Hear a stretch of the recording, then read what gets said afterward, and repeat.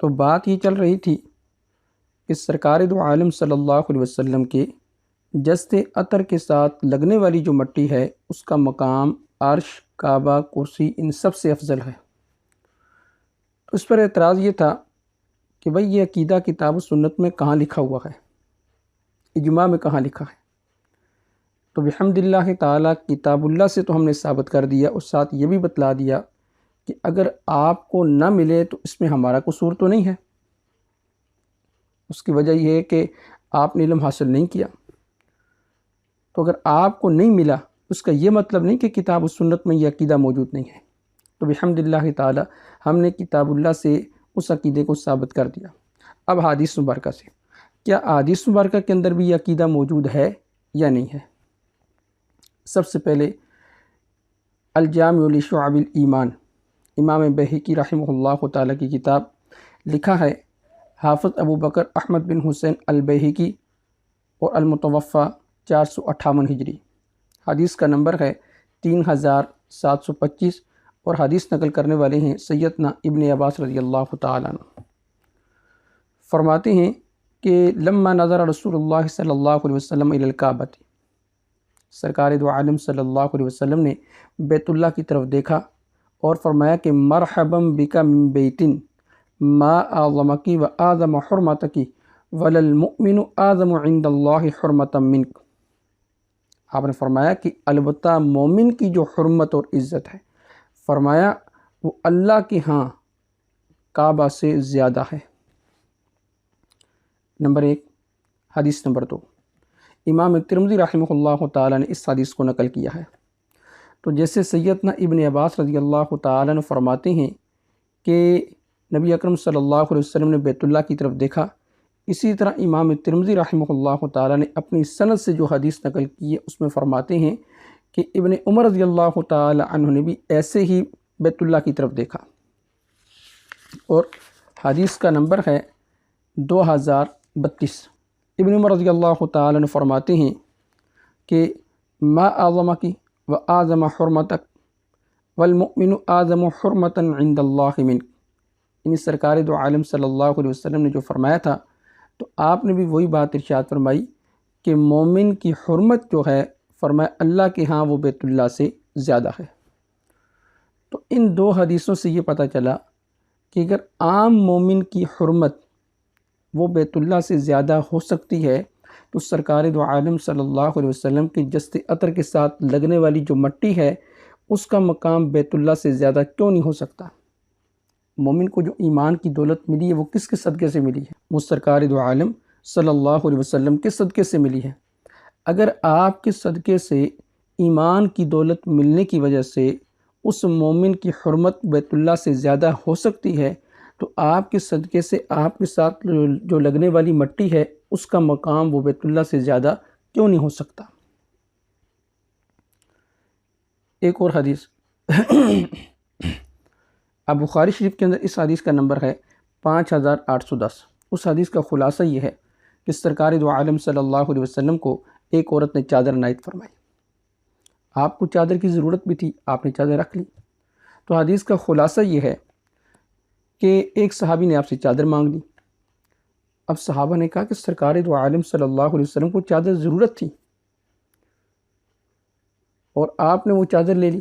تو صحابی نے کہا کہ میں نے چادر پتہ کیوں لی ہے؟ اس لیے کہ میں اس کو اپنے کفن میں استعمال کروں گا۔ اب بازار کے اندر یمنی چادریں نہیں تھی، کتان کا کپڑا نہیں تھا، ریشم کا کپڑا نہیں تھا، اور قیمتی کپڑے نہیں تھے، لیکن صحابی رسول نے سرکار دو عالم صلی اللہ علیہ وسلم کے جسد عطر کے ساتھ لگنے والے کپڑے کو ترجیح دی، اور اس کا مقام صحابی کی نظر میں باقی تمام کپڑوں سے، چاہے وہ قیمتی ہی کیوں نہ ہو، ان سب سے زیادہ تھا۔ اس لیے صحابی رسول نے اس چادر کو مانگا، اور پھر وہ چادر اس صحابی کا کفن بھی بنی۔ تو اس سے یہ پتہ چلتا ہے کہ جیسے آپ صلی اللہ علیہ وسلم کے جسد عطر کے ساتھ لگنے والی وہ چادر جو تھی اس کا مقام باقی تمام چادروں سے زیادہ، اسی طرح آپ کے جسد عطر کے ساتھ لگنے والی جو مٹی ہے جو ابھی تک ٹچ ہے، فرمایا اس کا مقام بیت اللہ اور عرش سے بھی زیادہ ہے۔ اب اس پر جناب نے اس عقیدے کو رد کرنے کے لیے ایک حدیث پیش کی، اور حدیث کا نمبر تھا 3445 بخاری شریف سے، اور وہ حدیث بھی سیدنا ابن عباس رضی اللہ تعالیٰ عنہ سے۔ اگر سیدنا ابن عباس رضی اللہ تعالیٰ عنہ کا عقیدہ جناب والا ہوتا تو پھر وہ دوسری حدیث کبھی نہ پیش کرتے کہ مومن کی حرمت جو ہے وہ بیت اللہ سے زیادہ ہے، اور اس حدیث کے جو راوی ہیں وہ بھی سارے ثقہ ہیں، بالکل صحیح حدیث۔ اب جناب نے حدیث پیش کی 3445۔ اس حدیث میں یہ فرماتے ہیں کہ نبی اکرم صلی اللہ علیہ وسلم نے فرمایا کہ تم میری شان کو ایسے نہ بڑھا دینا کہ جیسے عیسائیوں نے عیسیٰ علیہ السلام کی شان کو بڑھا دیا تھا۔ میں اللہ کا بندہ اور رسول ہوں، تم مجھے اللہ کا بندہ اور رسول ہی کہنا۔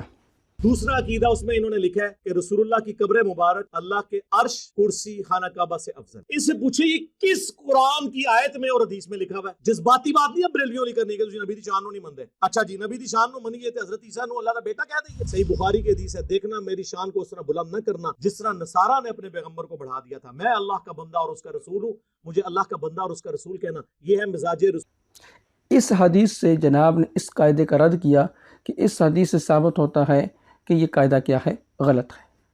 اب ایک عام آدمی بھی اس حدیث کو سننے کے بعد وہ سمجھ سکتا ہے کہ بھئی اس حدیث سے عقیدے کا رد کیسے ہوتا ہے؟ اس حدیث سے تو اس عقیدے کا رد نہیں ہوتا، اس حدیث کا تو محل اور ہے، معنی اور ہے، مفہوم اور ہے۔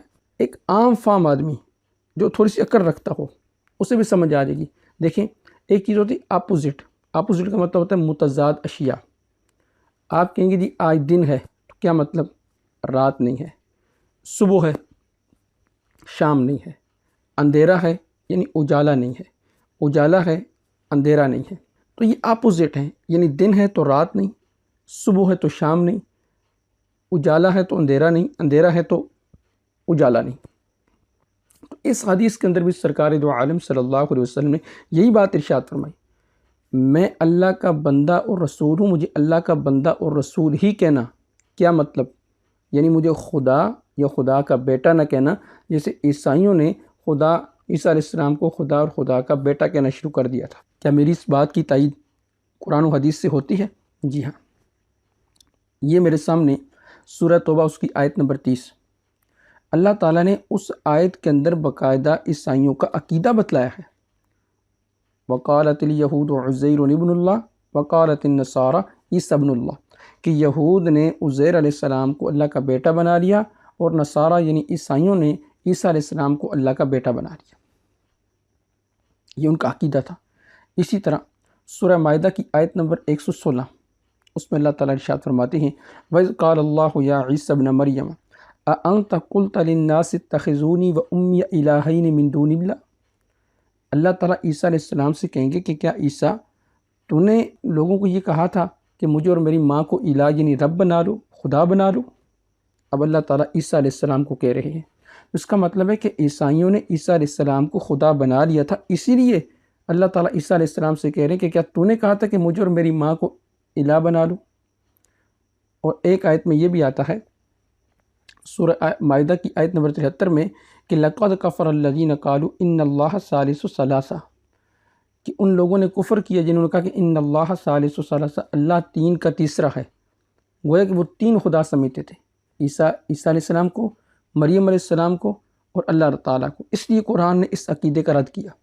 اور سورہ مائدہ کی آیت نمبر 72 میں اللہ تعالیٰ نے پھر فرمایا کہ لَقَدْ كَفَرَ الَّذِينَ قَالُوا إِنَّ اللَّهَ هُوَ الْمَسِيحُ ابْنُ مریم، جنہوں نے کہا کہ اللہ وہ عیسیٰ بن مریم ہے، انہوں نے کفر کیا ہے۔ تو ان آیات سے کھل کر بات سامنے آ جاتی ہے کہ عیسائی عیسیٰ علیہ السلام کو یا خدا سمجھتے تھے، الہ سمجھتے تھے، یا اللہ کا بیٹا سمجھتے تھے۔ اسی طرح بخاری شریف کی ایک حدیث ہے اور حدیث کا نمبر ہے 4581، ابو سعید خدری رضی اللہ تعالیٰ عنہ سے حدیث ہے۔ اس میں آتا ہے کہ رسول اللہ صلی اللہ علیہ وسلم نے فرمایا کہ جب قیامت کا دن ہوگا تو ایک پکارنے والا پکارے گا، اے لوگوں تم میں سے جو آدمی جس کو پوجتا تھا اسی کے ساتھ ہو جائے۔ پھر یہ لمبی حدیث ہے، آگے چل کے کہتے ہیں کہ پھر نصارہ کو بلایا جائے گا، پھر ان سے پوچھا جائے گا تم کس کی عبادت کرتے تھے؟ وہ کہیں گے ہم عیسیٰ علیہ السلام کی عبادت کرتے تھے جو اللہ کے بیٹے ہیں۔ ان سے بھی یہی کہا جائے گا تم جھوٹ بولتے ہو، اللہ تعالیٰ کی نہ بیوی ہے نہ کوئی بیٹا۔ ان سے پوچھا جائے گا تم کیا چاہتے ہو؟ ان کے ساتھ بھی وہی ہوگا جو یہود کے ساتھ ہوا تھا۔ تو ان حوالہ جات سے پتہ چلا قرآن کریم کی آیات سے بھی اور حدیث مبارکہ سے بھی کہ انہوں نے عیسیٰ علیہ السلام کو الہ بنا لیا تھا یا اللہ تعالیٰ کا بیٹا بنا لیا تھا۔ اب قرآن کریم نے ان دونوں عقیدوں کا رد کیا، فرمایا کہ مل مسیح ابن مریم الا رسول، سورہ مائدہ کی آیت نمبر 75، کہ عیسیٰ بن مریم اللہ کے رسول ہیں۔ اور سورہ زخرف کی آیت نمبر 59 کے اندر اللہ تعالیٰ نے ارشاد فرمایا ان ہوا الا عبد انعمنا، کہ وہ اللہ کے بندے ہیں۔ اب دو باتیں اللہ نے ارشاد فرمائی کہ اللہ کے بندے اور رسول ہیں۔